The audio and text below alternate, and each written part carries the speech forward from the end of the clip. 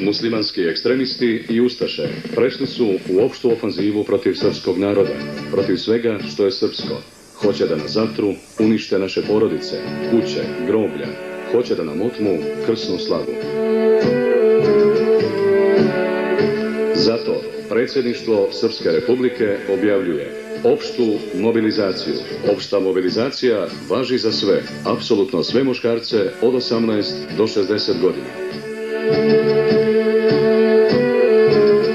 Svi muškarci treba da se jave 18. augusta ove godine od 8 do 18 časova u svoje ratne jedinice sa oružjem koje su dobili od srpskog naroda i srpske vojske. Ako nemate ratni raspored, javite se u svoju mjesnu zajednicu sa oružjem koje posjedujete. Braćo Srbi, zovu vas djela vaših drugova, poginulih za otadžbinu i odbranu srpskog naroda.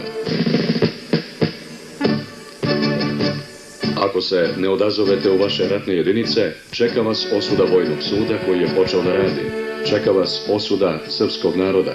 Čeka vas prekor vaše djece. Čeka vas prezir i prokletstvo svih Srba. Opšta mobilizacija za krst časni i slobodu zlatnu.